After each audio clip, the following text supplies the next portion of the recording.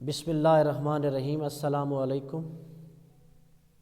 Dear students, discuss करेंगे आज का topic Bernoulli equation. Last lecture के अंदर हमने स्टडी किया था इक्वेशन ऑफ कंटिन्यूटी को, जो कि बेस करती थी law of conservation of mass पर, और बर्नौली इक्वेशन बेस करती है law of conservation of energy पर। तो सबसे पहले बच्चों इसकी डेफिनेशन को रीड करते हैं।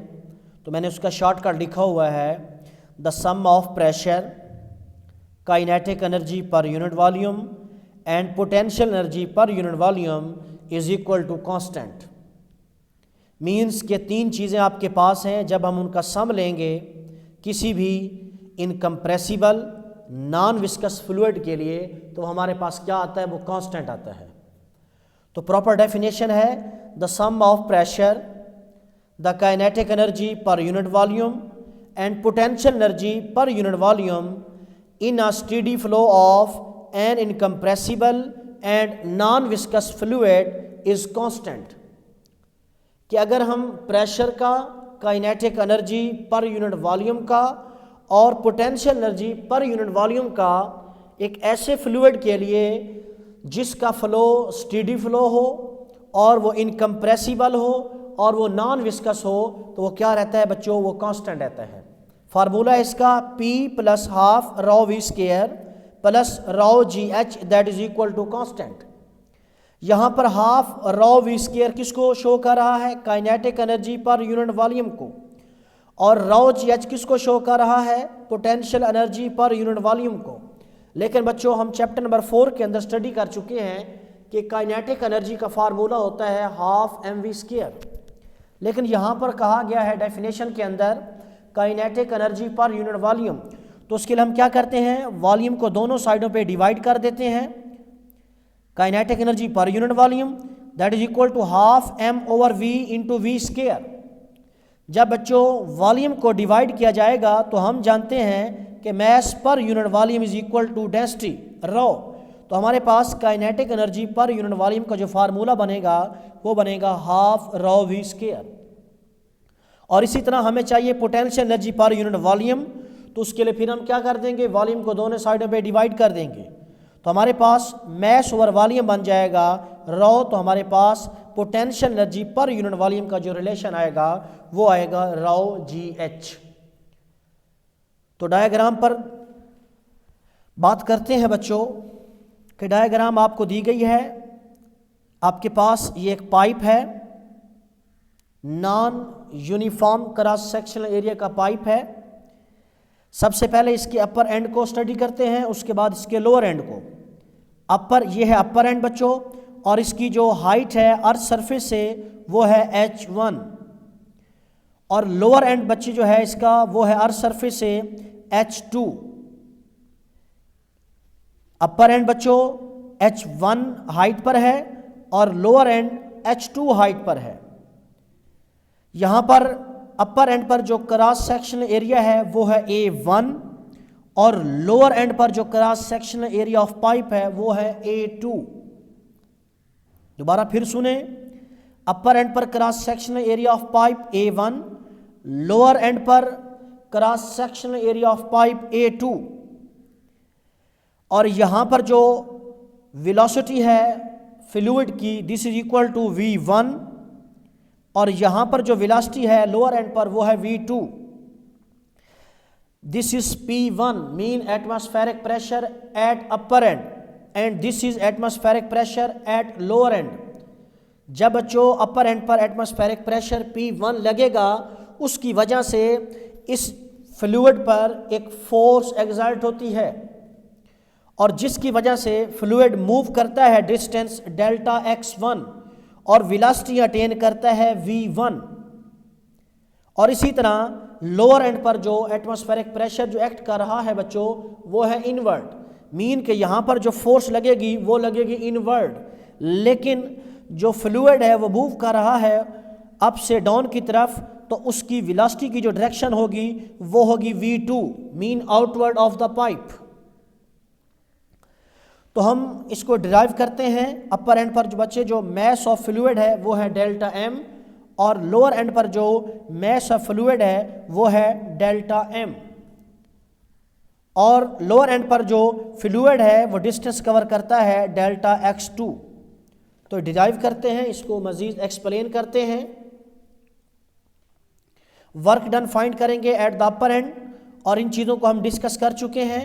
Area of cross section of pipe that is equal to A1 at the upper end, pressure of fluid mean atmospheric pressure at the upper end that is equal to P1, force exerted on fluid F1 due to atmospheric pressure, distance moved by fluid in del T that is equal to delta x1, velocity of fluid that is equal to V1 at the upper end, and density of fluid at the upper end that is equal to rho।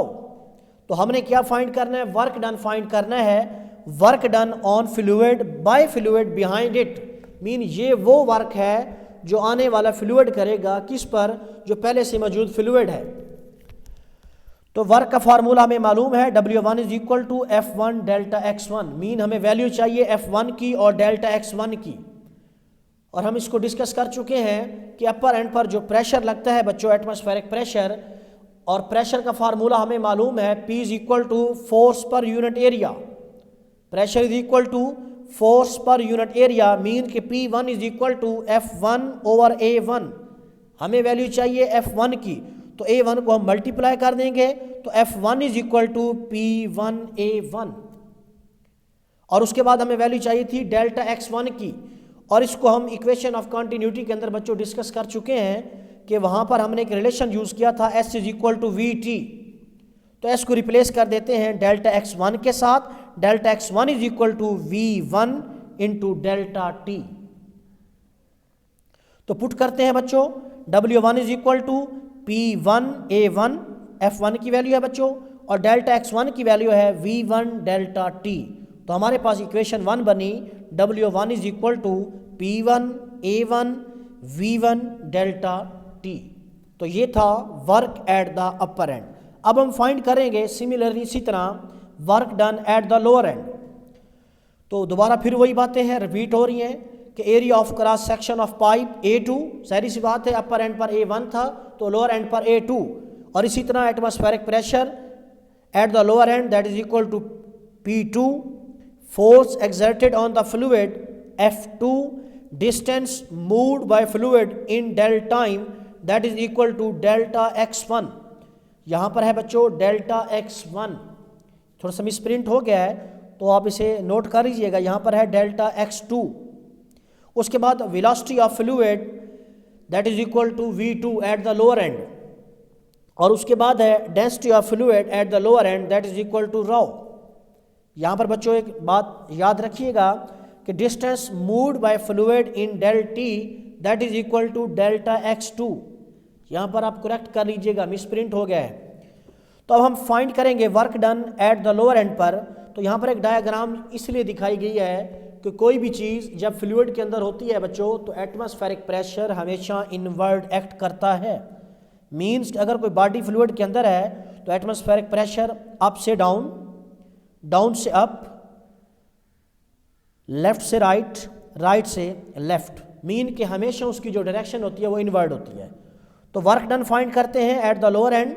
W2 is equal to minus F2 delta x2। यहाँ पर minus किस लिए इस्तेमाल किया गया है? Because कि यहाँ पर जो एटमॉस्फेरिक प्रेशर लग रहा है बच्चों वो है inward eight the lower and, जिसको हम पहले डिस्कस कर चुके हैं, वो है इनवर्ड, मीन के फोर्स जो लग रही है वो फोर्स इनवर्ड लग रही है, और जो आपका फ्लूइड है वो मूव कर रहा है आउटवर्ड। इन दोनों के दरमियान अगर एंगल देखा जाए, थीटा देखा जाए, तो वो बनता है थीटा 180 डिग्री, और हम जानते हैं कि कॉज 180 डिग्री जो है दैट इज इक्वल टू -1, इसलिए ये माइनस यहाँ पे यूज हुआ है। तो अब हम वैल्यू पुट करेंगे F2 की और डेल्टा x2 की। F2 is equal to P2 A2, और डेल्टा x2 की वैल्यू हम बच्चे पुट करेंगे V2 डेल्टा T, जो कि हम अपर एंड पर इसको फाइंड कर चुके हैं। तो अब हमने फाइंड करना है नेट वर्क, तो वो सम होगा the work done at the upper and plus work done at the lower end. तो अपर एंड पर हमने जो वर्क फाइंड किया था बच्चों वो था P1 A1 V1T माइनस और लोअर एंड पर जो है P2 A2 V2 delta T। तो अब हम यूज करेंगे इक्वेशन ऑफ कंटिन्यूटी और हम जानते हैं A1 V1 that is equal to A2 V2। हमने इसको सिंप्लीफाई करना है A1 V1 डेल्टा T को और इधर A2 V2 डेल्टा T को, और हम जानते हैं इक्वेशन ऑफ कंटिन्यूटी बच्चों क्या है A1 V1 that is equal to A2 V2। तो हमने सिंप्लीफाई करना है A1 V1 डेल्टा T और A2 V2 डेल्टा T। तो उसके लिए हम हेल्प लेते हैं इक्वेशन ऑफ कंटिन्यूटी की। इक्वेशन ऑफ कंटिन्यूटी है बच्चों A1 V1 that is equal to A2 V2, और हम क्या करेंगे इसके साथ मल्टीप्लाई कर देंगे डेल्टा T इस साइड पर भी और इस साइड पर भी।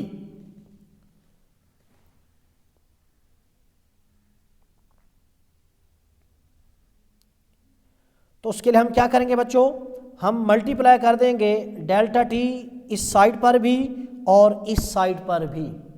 तो जब हम इन दोनों साइडों पर डेल्टा T को हम मल्टीप्लाई करेंगे तो हमारे पास रिलेशन बन जाएगा A1 V1 delta T that is equal to A2 delta T, जो कि हम डिस्कस करेंगे इंशाल्लाह नेक्स्ट लेक्चर के अंदर। तो इंशाल्लाह मिलते हैं नेक्स्ट लेक्चर के अंदर। अल्लाह हाफिज़।